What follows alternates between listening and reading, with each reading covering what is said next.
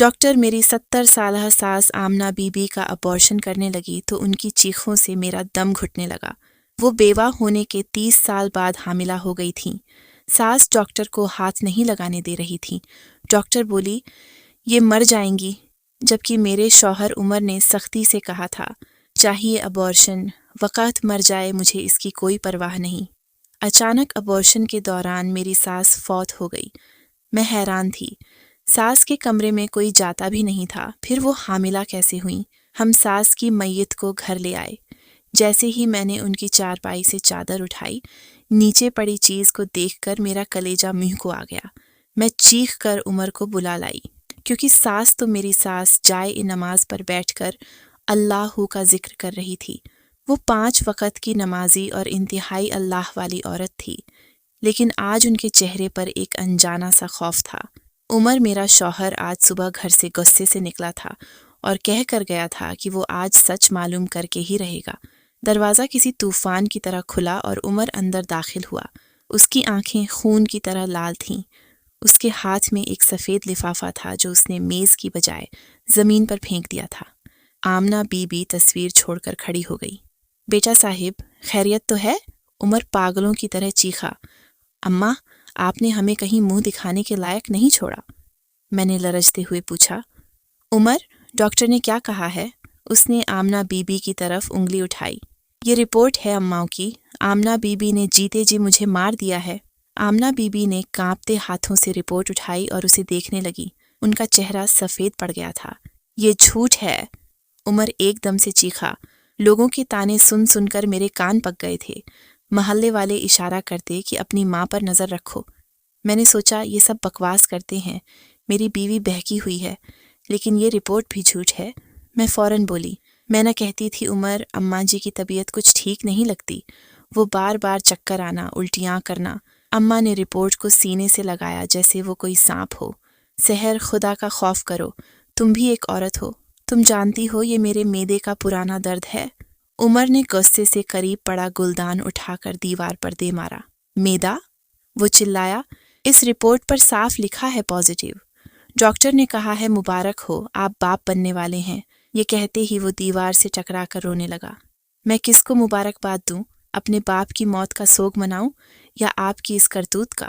Amna be be کے پیروں تلے سے زمین نکل گئی۔ عمر، ہوش کر بیٹا، میں تمہاری ماں ہوں، میں بیوہ ہوں، تمہارے باپ کے بعد میری عمر دیکھو، لوگ کیا کہیں گے؟ لوگ تو اب کہیں گے، میں نے جھر بھری آواز میں کہا۔ لوگ تو تب سے کہہ رہے ہیں جب سے آپ چھپ چھپ کر حکیموں کے پاس جاتی تھیں۔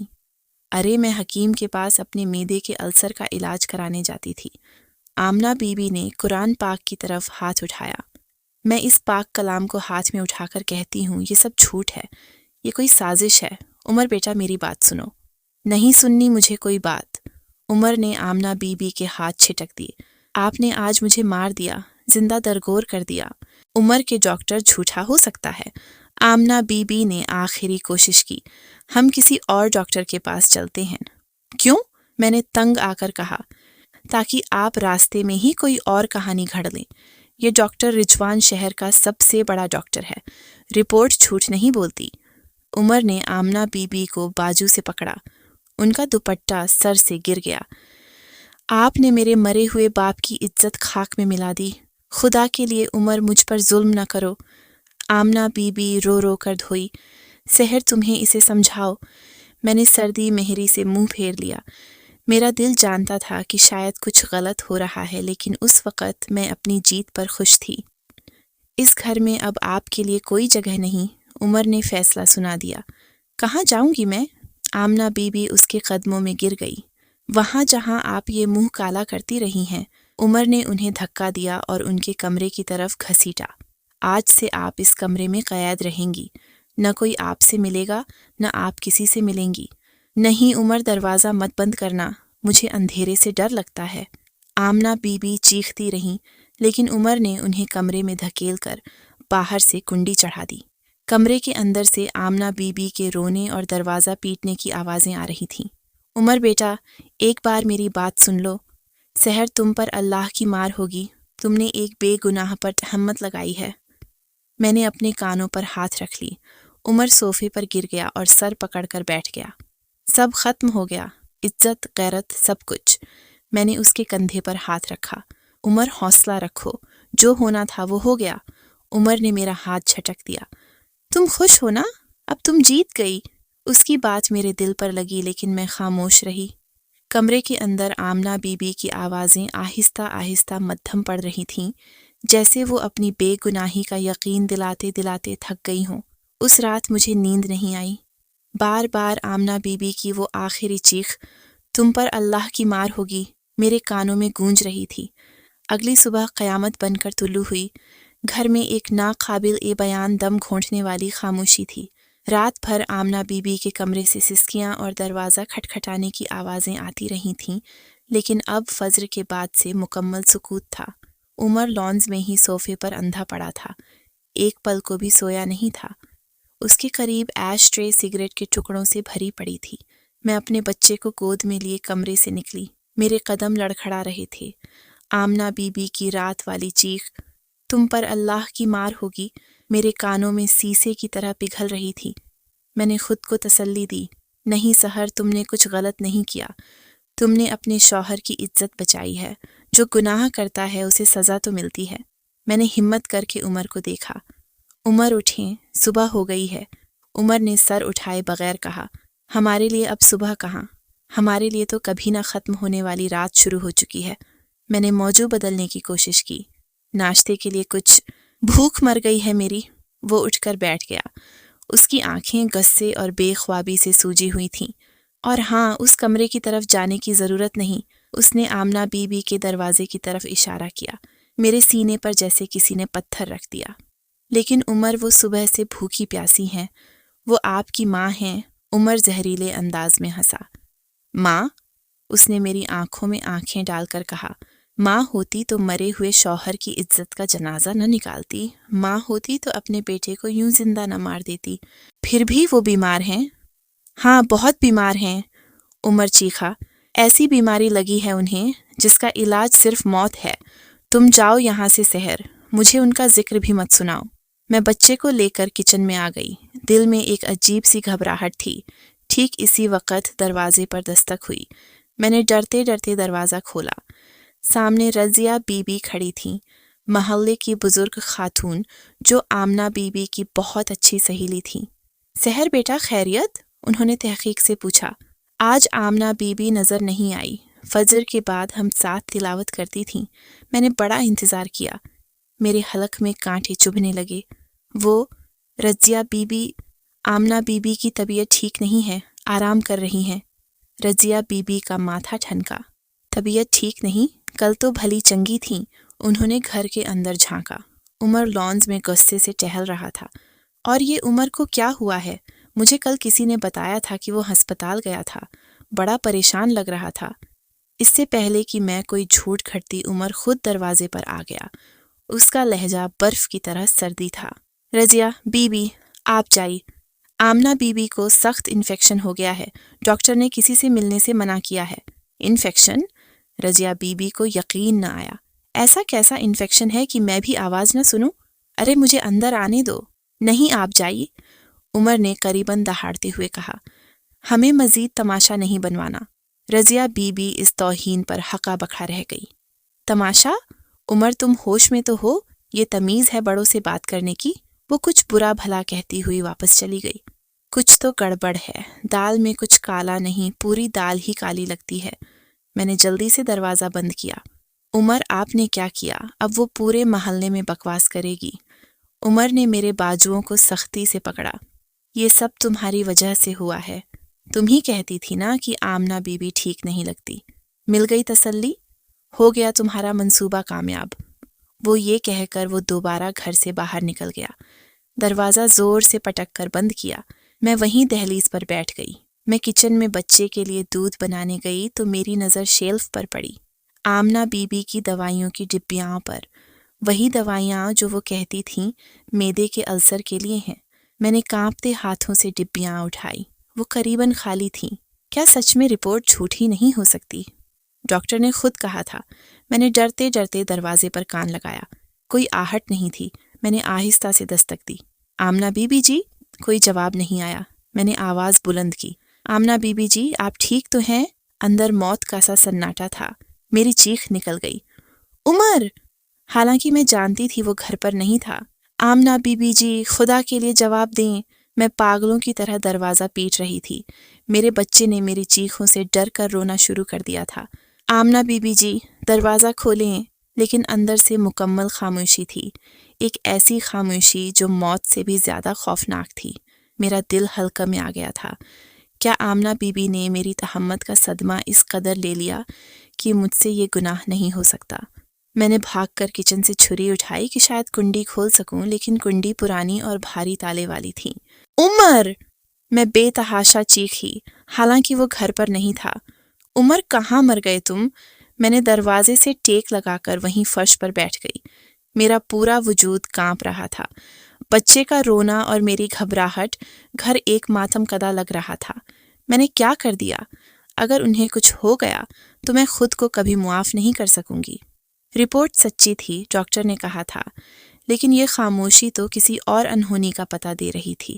رات کے قریباً 10 بجے دروازہ زور سے کھلا۔ عمر نشے میں دھت اندر داخل ہوا۔ اس کے قدم لڑکھڑا رہے تھے۔ اس نے مجھے دروازے کے پاس روتے دیکھا تو غصے سے چلایا، اب کیا مصیبت ہے؟ کیوں میرا جینا حرام کر رکھا ہے تم دونوں ماں بہو نے؟ میں بھاگ کر اس کے پاس گئی۔ عمر ہوش کریں، آمنہ بی بی صبح سے خاموش ہیں۔ عمر نے ٹھوکر لگائی، خاموش ہیں؟ اچھا ہے نا، سکون ہو گیا گھر میں۔ مر گئی ہوں گی شاید، جان چھوٹی۔ خدا کے لیے عمر! میں نے اسے جھنجھوڑا، وہ آپ کی ماں ہیں، وہ صبح سے بھوکی پیاسی بند ہیں۔ میں نے 1000 آوازیں دیں، انہوں نے کوئی جواب نہیں دیا۔ مجھے ڈر لگ رہا ہے۔ میری گھبراہٹ دیکھ کر شاید اس کا نشہ کچھ ہلکا ہوا۔ اس نے بھی دروازے کی طرف دیکھا۔ کیا مطلب کوئی جواب نہیں دیا؟ میں صبح سے دروازہ پیٹ رہی ہوں، کوئی آہٹ تک نہیں آئی۔ عمر کے چہرے کا رنگ اڑ گیا۔ اس نے لڑکھڑاتے ہوئے دروازے پر ہاتھ رکھا۔ اماں! اس نے آہستہ سے پکارا۔ کوئی جواب نہیں آیا۔ اس نے زور سے دروازہ تھپتھپایا۔ اماں ڈرامہ بند کریں اور دروازہ کھولیں۔ پھر بھی وہی سناٹا۔ اب عمر کا غصہ خوف میں بدل گیا۔ لعنتیں مجھ پر! وہ چلایا۔ اس نے سچ میں کچھ کر لیا۔ چابی کہاں ہے؟ عمر نے پوچھا۔ چابی؟ اس نے اپنی جیب میں ٹٹولی۔ چابی تو میں نے کل غصے میں باہر پھینک دی تھی۔ یہ سن کر میرے اوسان خطا ہو گئے۔ باہر؟ ہاں، مجھے کیا پتا تھا یہ ہو جائے گا۔ عمر نے پاگلوں کی طرح دروازے کو دھکے دینے شروع کر دیے۔ توڑ دو اس دروازے کو۔ ہم دونوں میاں بیوی اس بھاری لکڑی کے دروازے پر اپنی پوری طاقت سے دھکے مارنے لگے۔ دروازہ پرانا تھا مگر بہت مضبوط تھا۔ اماں! عمر رو رہا ہے۔ اماں مجھے معاف کر دینا، میں آپ کا گنہگار ہوں۔ اماں! اچانک، بالکل اچانک ہمیں اندر سے بہت نحیف آواز آئی، پانی! ہم دونوں اچانک رک گئے، سانسیں سینے میں اٹک گئیں۔ اماں! عمر نے دروازے سے کان لگا کر سرگوشی کی۔ پانی! مر رہی ہوں۔ آواز اتنی کمزور تھی جیسے کسی نے قبر کے اندر سے پکارا ہو۔ وہ زندہ ہیں عمر، وہ زندہ ہیں! میں خوشی سے چیخی۔ ہٹ جاؤ سحر! عمر نے پوری طاقت جمع کی۔ اس نے قریب پڑی کرسی اٹھائی اور دروازے کے قبضوں پر مارنا شروع کر دی۔ آ رہا ہوں اماں، میں آ رہا ہوں۔ 2-3 زوردار ضربوں کے بعد لکڑی ٹوٹنے کی آواز آئی اور دروازہ ایک جھٹکے سے اندر کی طرف گر گیا۔ کمرے میں مکمل اندھیرا تھا۔ عمر نے جلدی سے دیوار پر ہاتھ مار کر لائٹ جلائی۔ سامنے کا منظر دیکھ کر ہماری روح فنا ہو گئی۔ آمنہ بی بی فرش پر جائے نماز کے پاس بے ہوش پڑی تھیں۔ ان کا چہرہ زرد اور ہونٹ نیلے پڑ چکے تھے۔ ان کی آنکھیں چھت کو گھور رہی تھیں اور ان کا ہاتھ اپنی دوائیوں کی اس خالی ڈبیا پر تھا جو شیلف سے گر گئی تھی۔ اماں! عمر کے دل کی آواز پورے کمرے میں گونج اٹھی۔ وہ فرش پر گرے ہوئے اپنی ماں کے بے ہوش وجود پر جھک آیا۔ میں آ گیا ہوں۔ اس نے ان کے زرد چہرے کو تھپتھپایا، لیکن آمنہ بی بی کا جسم ٹھنڈا پڑ رہا تھا۔ میری نظر فرش پر بکھری گولیوں اور اس خالی ڈبیا پر پڑی۔ یہ وہی معدے کے السر کی دوائیاں تھیں جو آمنہ بی بی ہمیشہ اپنے پاس رکھتی تھیں۔ یا اللہ! میرے منہ سے بے اختیار نکلا۔ عمر! انہوں نے ساری دوائیاں کھا لیں۔ عمر نے جیسے اس خالی ڈبیا کو دیکھا اس کا دماغ معطل ہو گیا۔ نہیں! وہ پاگلوں کی طرح چلایا۔ اماں آپ ایسا نہیں کر سکتی، میری وجہ سے، میرے گناہ کی وجہ سے آپ نے… وہ اپنے ہی بال نوچنے لگا۔ میں نے اپنی ماں کو مار ڈالا، میں قاتل ہوں۔ عمر ہوش کریں، میں نے اسے جھنجھوڑا، حالانکہ میرے اپنے ہاتھ پاؤں کانپ رہے تھے۔ ابھی ان کی سانس چل رہی ہے، ہمیں فوراً ہسپتال لے کر جانا ہوگا۔ اس ایک لمحے میں عمر کا سارا نشہ، سارا غصہ رفو چکر ہو گیا۔ اس کے چہرے پر صرف شدید خوف اور ناقابل بیان پچھتاوا تھا۔ ہاں، ہسپتال۔ اس نے فوراً آمنہ بی بی کو گود میں اٹھایا۔ آمنہ بی بی کا سر بے جان ہو کر اس کے کندھے سے لٹک گیا۔ سحر، گاڑی کی چابی لاؤ، جلدی۔ میں نے بھاگ کر میز سے چابی اٹھائی اور ہم دونوں آمنہ بی بی کو اٹھائے گھر سے باہر بھاگے۔ رات کا اندھیرا اور محلے کا سناٹا ہمارے خوف کو اور بڑھا رہا تھا۔ ہم نے جیسے تیسے آمنہ بی بی کو پچھلی سیٹ پر لٹایا۔ عمر دیوانوں کی طرح گاڑی چلا رہا تھا، اس کی آنکھوں سے آنسو رواں تھے۔ اگر انہیں کچھ ہو گیا سحر تو میں تمہیں زندہ نہیں چھوڑوں گا۔ یہ سب تمہاری وجہ سے ہوا ہے۔ تم نے میرے کان بھرے تھے، تم نے میری جنت مجھ سے چھین لی۔ میرا دل چاہا کہ چیخ کر کہوں کہ اس میں صرف میں نہیں، تم بھی برابر کے شریک ہو، لیکن میں جانتی تھی یہ وقت لڑنے کا نہیں تھا۔ میرا اپنا دل جرم کے بوجھ تلے دبا جا رہا تھا۔ عمر، دھیان سے، میں چیخی جب گاڑی ایک موڑ پر پھسلنے لگی۔ ابھی صرف دعا کریں۔ کیا دعا کروں؟ وہ روحانیت ہو گیا۔ اس موڑ سے دعا کروں؟ میں نے اپنی ماں پر اتنی گھٹیا تہمت لگائی۔ میں نے اسے کمرے میں بند کر دیا، بھوکی پیاسی۔ وہ پانی مانگتی رہی اور میں باہر نشے میں پڑا رہا۔ 5 منٹ بعد ہم ایمرجنسی وارڈ کے سامنے تھے۔ عمر نے آمنہ بی بی کو گود میں اٹھایا اور ڈاکٹر ڈاکٹر چلاتا ہوا اندر بھاگا۔ اسٹریچر لایا گیا۔ آمنہ بی بی کو فوراً ایمرجنسی روم میں لے جایا گیا۔ ایک نوجوان ڈاکٹر تیزی سے باہر آیا۔ کیا ہوا ہے انہیں؟ ڈاکٹر نے سختی سے پوچھا۔ میں کچھ کہنے ہی والی تھی کہ عمر نے میرا ہاتھ دبا دیا۔ میں نے اس کی طرف دیکھا۔ اس کی آنکھوں میں نئی وحشت تھی۔ وہ نہیں چاہتا تھا کہ دنیا کو پتہ چلے ہم نے کیا کیا ہے۔ ڈاکٹر، عمر نے بات بنائی، ان کے معدے میں پرانا السر ہے، آج یہ درد شدید اٹھا تھا۔ ہم گھر آئے تو یہ فرش پر بے ہوش پڑی تھی۔ ڈاکٹر نے آمنہ بی بی کی نبض چیک کی اور ان کی آنکھیں ٹارچ سے دیکھیں۔ صرف معدے کا درد؟ ڈاکٹر نے مشکک نظروں سے ہمیں دیکھا۔ ان کے ہونٹ نیلے کیوں پڑ رہے ہیں اور سانس اتنی کمزور کیوں ہے؟ کیا انہوں نے کچھ کھایا ہے؟ کوئی زہریلی چیز؟ نہیں، بالکل نہیں، عمر نے فوراً تردید کی۔ یہ صرف درد کی وجہ سے ہے، آپ پلیز ان کا علاج شروع کریں۔ میں نے دیکھا عمر نے چپکے سے آمنہ بی بی کی دوائیوں کی وہ خالی ڈبیا اپنی جیب میں ڈال لی جو گھبراہٹ میں اٹھا لیا تھا۔ ڈاکٹر نے نرس کو آواز دی، جلدی سے ان کا اسٹمک واش کرنے کی تیاری کرو اور آئی وی لائنز شروع کرو۔ ان کی حالت بہت خراب ہے۔ یہ صرف درد نہیں لگ رہا، یہ واضح طور پر اوور ڈوز یا پوائزننگ کا کیس ہے۔ نہیں ڈاکٹر، عمر پھر چلایا، آپ اسٹمک واش نہیں کر سکتے، یہ بہت کمزور ہیں۔ ڈاکٹر نے عمر کو گھور کر دیکھا۔ دیکھیے، آپ ہمیں ہمارا کام کرنے دیں۔ اگر آپ نے کچھ چھپایا تو مریض کی جان جا سکتی ہے۔ ڈاکٹر ایک لمحے کو رکا، پھر بولا، اور جس حالت میں یہ آئی ہیں، مجھے لگتا ہے مجھے پولیس کو بھی اطلاع دینی پڑے گی۔ مجھے لگتا ہے انہوں نے اپنی جان لینے کی کوشش کی ہے۔ یہ ایک ایسا ہی کیس لگتا ہے۔ پولیس؟ یہ لفظ سنتے ہی میرے پیروں تلے سے زمین نکل گئی۔ ہسپتال کا ٹھنڈا راہداری، جراثیم کش ادویات کی بو اور میرے بچے کے سسکنے کی آواز۔ عمر دیوار سے ٹیک لگائے کسی مجسمے کی طرح ساکت کھڑا تھا۔ اس کی آنکھیں ایمرجنسی روم کے بند دروازے پر جمی تھیں۔ پولیس؟ یہ لفظ میرے دماغ میں ہتھوڑے کی طرح لگ رہا تھا۔ عمر، اگر پولیس آ گئی تو ہم کیا کہیں گے؟ ہم انہیں کیا بتائیں گے کہ آمنہ بی بی کو کمرے میں بند کیا تھا؟ عمر نے غراتے ہوئے میری طرف دیکھا۔ تم اپنی زبان بند رکھنا سحر، اگر تم نے ایک لفظ بھی کہا تو مجھ سے برا کوئی نہیں ہوگا۔ لیکن ڈاکٹر کو سچ، کون سا سچ؟ عمر میری طرف چھڑا۔ وہی سچ نا جو تم نے مجھے دکھایا تھا، وہی رپورٹ نا؟ میں بتاؤں گا، انہیں سچ میں بتاؤں گا کہ اس عورت نے اپنی عزت بچانے کے لیے خودکشی کی ہے۔ عمر، خدا کا خوف کرو۔ میں کانپ گئی۔ ہم پہلے ہی ان پر ظلم کر چکے ہیں، اب ان پر یہ۔ ابھی میرے منہ میں ہی تھی کہ ایمرجنسی روم کا دروازہ کھلا اور وہی نوجوان ڈاکٹر تیزی سے باہر آیا۔ اس کے چہرے پر غصے کی بجائے گہری پریشانی اور الجھن تھی۔ مسٹر عمر، اس نے سنجیدگی سے پکارا۔ عمر سیدھا ہو گیا۔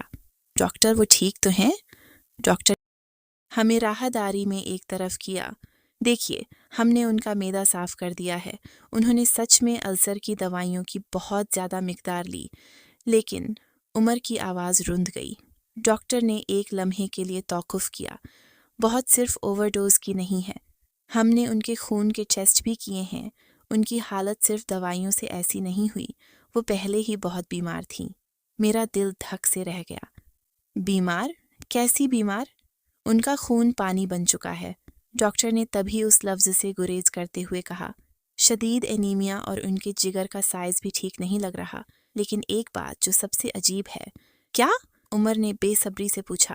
ہم نے جو روٹین ٹیسٹ کیے ہیں ان میں ان کا HCG لیول بہت زیادہ ہے۔ عمر اور میں نے ایک دوسرے کی طرف دیکھا۔ HCG؟ ڈاکٹر نے کہا، یہ وہ ہارمونز ہیں جو عام طور پر حاملہ کی تصدیق کرتا ہے۔ عمر نے فوراً جیب سے وہ تہہ شدہ رپورٹ نکالی جو اس نے ڈاکٹر رضوان سے لی تھی۔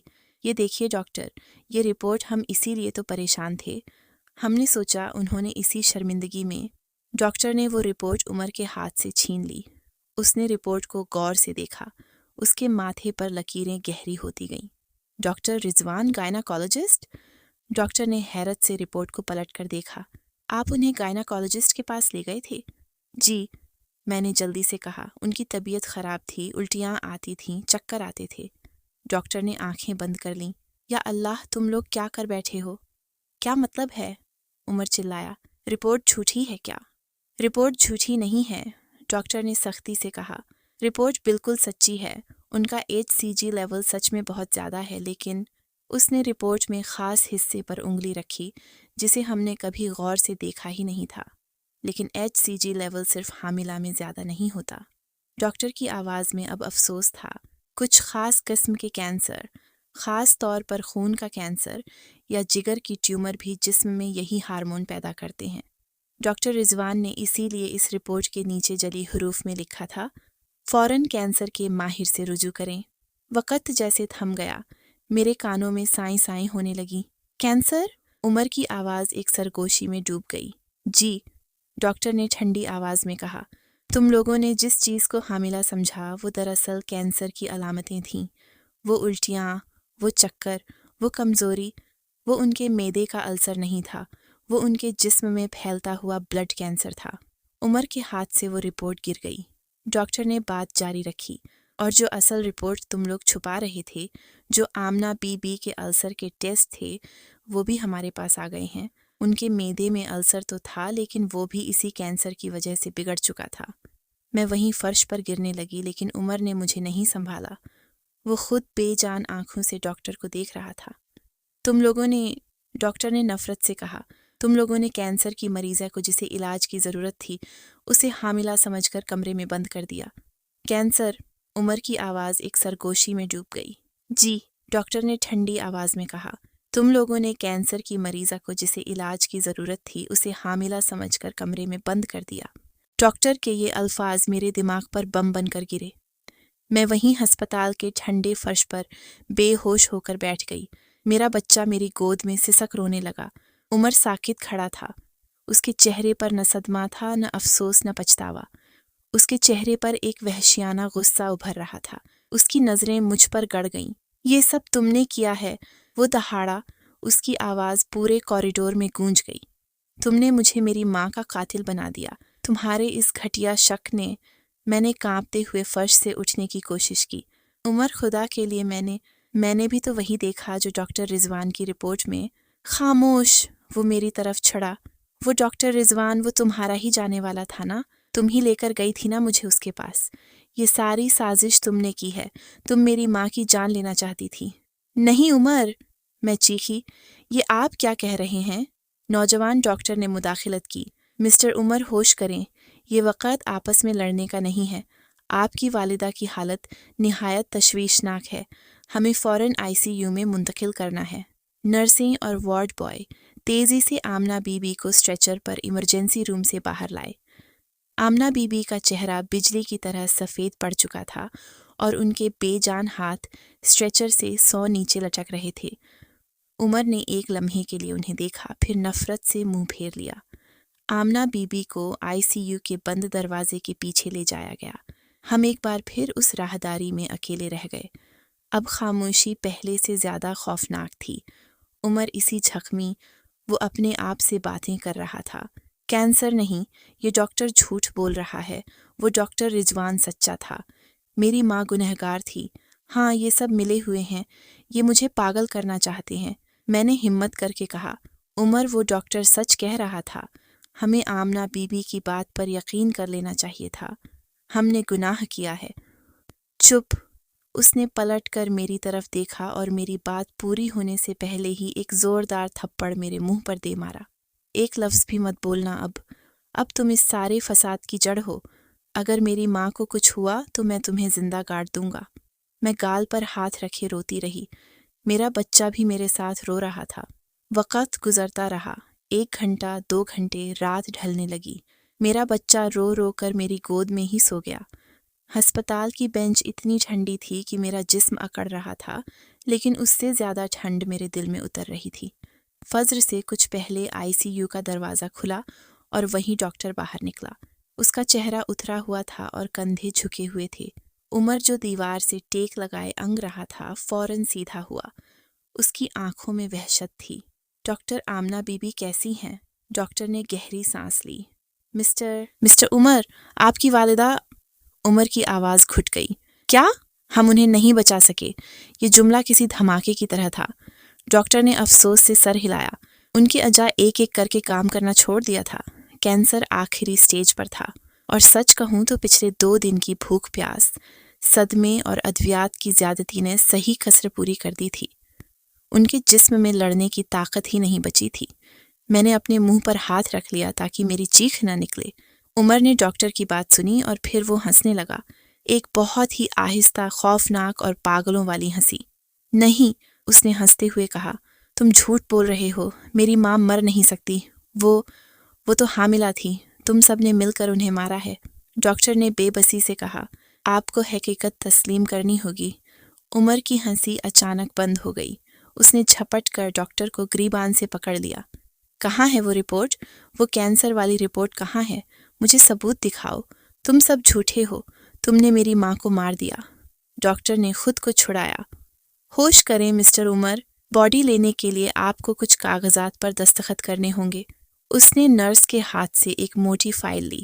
یہ ان کی فائنل فائل ہے، اس میں ان کی موت کی وجہ اور تمام ٹیسٹ رپورٹس موجود ہیں۔ ڈاکٹر نے وہ فائل عمر کی طرف بڑھا دی۔ عمر نے فائل کو چھین لی۔ اس کے ہاتھ پوری طرح کانپ رہے تھے۔ اس نے فائل کو کھولا نہیں، بس اسے اپنے سینے سے لگا لیا۔ عمر، میں نے روتے ہوئے پکارا، آمنہ بی بی ہمیں چھوڑ کر چلی گئی۔ عمر نے پلٹ کر میری طرف دیکھا۔ اس کی آنکھیں بالکل خالی تھیں، ان میں نہ غصہ تھا نہ غم، وہ ایک مجسمہ لگ رہا تھا۔ اس نے فائل کو مضبوطی سے پکڑا اور ایک لفظ کہے بغیر راہداری میں آگے بڑھ گیا۔ عمر رکو، میں نے اسے آواز دی، ہمیں آمنہ بی بی کو، لیکن وہ رکا نہیں۔ وہ ہسپتال کے اندھیرے کاریڈور میں گم ہو گیا۔ میں اپنے بچے کو گود میں لیے اس ہسپتال میں اپنی زندگی کی سب سے بڑی سچائی اور سب سے بڑے گناہ کے ساتھ تنہا رہ گئی۔ میں اپنے سوئے ہوئے بچے کو گود میں لیے ہسپتال کے سردی بینچ پر کتنی ہی دیر بے حس حرکت بیٹھی رہی، مجھے نہیں معلوم۔ آخر کار ایک نرس نے آ کر مجھے جھنجھوڑا، بی بی آپ کو اپنے مریض کی میت لے جانے کے لیے کاغذات پر دستخط۔ میرا حلقہ سوکھ گیا۔ میرا شوہر اب بھی آتا ہے۔ کوئی نہیں آئے گا، نرس نے بیزاری سے کہا، صبح سے آپ یہیں بیٹھی ہیں، جلدی کریں، ہم ایک کارروائی پوری کرنی ہے۔ میں نے کانپتے ہاتھوں سے بچے کو سنبھالتی کاؤنٹر تک گئی۔ میں نے ان کاغذات پر دستخط کر دیے جن پر لکھا تھا کہ میری ساس کی موت کینسر اور اجا کے فیل ہونے سے ہوئی ہے۔ میں نے اپنے گناہ پر، اپنے ظلم پر سرکاری مہر لگا دی تھی۔ میت گھر لانے کے لیے میرے پاس پیسے نہیں تھے۔ میں نے روتے ہوئے اپنے کانوں سے بالیاں اتار کر نرس کو دے دیں کہ ایمبولینس کا بندوبست کر دے۔ جب آمنہ بی بی کی میت اسٹریچر پر گھر کے دروازے پر پہنچی تو محلے میں کوہرام مچ گیا۔ وہی رضیہ بی بی جنہیں کل عمر نے دھتکارا تھا، سب سے پہلے بھاگ کر آئیں۔ ہائے نی، وہ آمنہ بی بی کے سفید چہرے کو دیکھ کر چھاتی پیٹنے لگیں۔ میں نہ کہتی تھی کچھ گڑبڑ ہے؟ ارے سحر، یہ کیا کر دیا تم لوگوں نے؟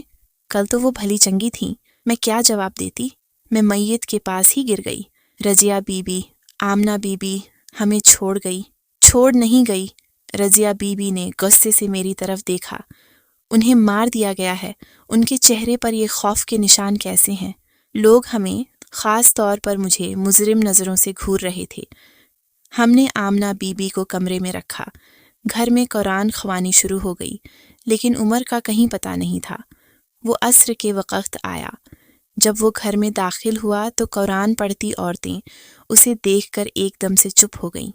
ان کی سرگوشیاں ایک خوفناک سناٹے میں بدل گئیں۔ وہ صبح والا عمر نہیں تھا۔ اس کی آنکھیں وحشیانہ ویرانی تھیں، بال بکھرے ہوئے تھے، قمیض کے بٹن ٹوٹے ہوئے تھے، اور اس کے ہاتھ میں وہی ہسپتال کی موٹی فائل تھی۔ وہ کسی کو دیکھے بغیر کسی روبوٹ کی طرح چلتا ہوا سیدھا آمنہ بی بی کی میت کے پاس گیا۔ اس نے ایک نظر آمنہ بی بی کے کفن میں لپٹے چہرے کو دیکھا، پھر میری طرف پلٹا۔ یہ سب جھوٹ ہے، اس نے فائل کو ہوا میں لہرایا۔ یہ سب تم نے اور اس ڈاکٹر نے مل کر کیا ہے۔ میری ماں کو مارا ہے تم نے۔ رضیہ بی بی نے اسے پکڑنے کی کوشش کی۔ عمر بیٹا ہوش کر، تیری ماں مر گئی ہے۔ نہیں، وہ پاگلوں کی طرح چیخا، اسے مارا گیا ہے، میں ثبوت نکلواؤں گا، میں اس فائل میں سے وہ رپورٹ نکلواؤں گا، ڈاکٹر رضوان کی رپورٹ جس میں لکھا تھا کہ وہ گنہگار تھی۔ یہ سن کر وہاں بیٹھی عورتوں نے کانوں کو ہاتھ لگایا۔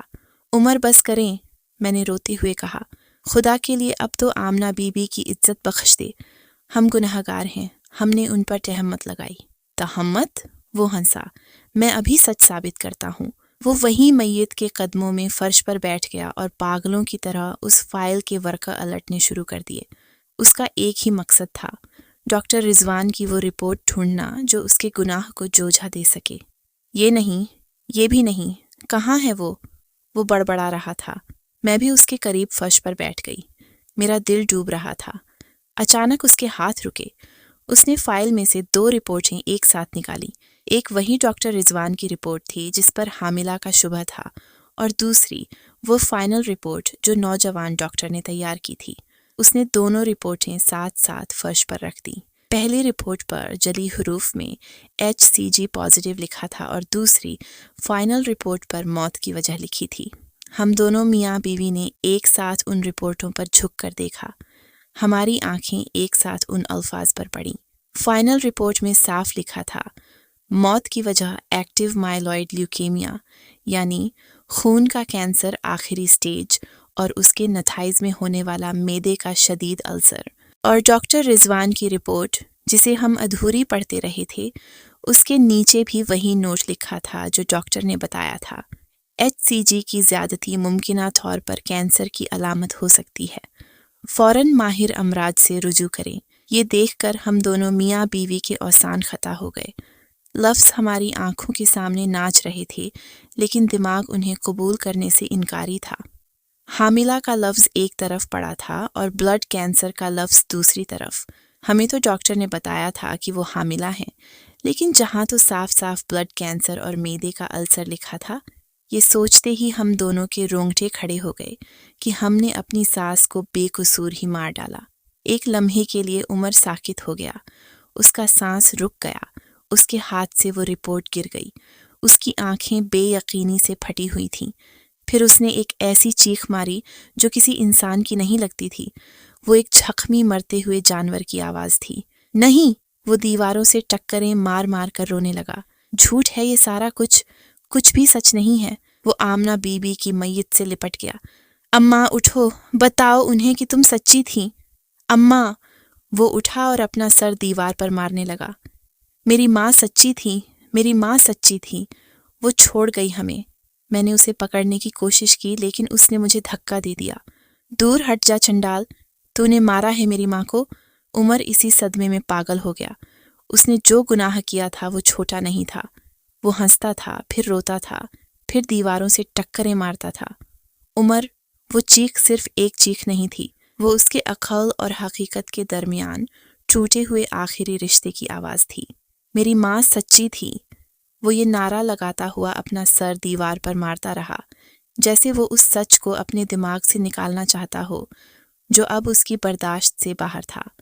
محلے کی عورتوں نے اسے پکڑنے کی کوشش کی، لیکن اس کے اندر ایک وحشی جانور کی طاقت آ گئی تھی۔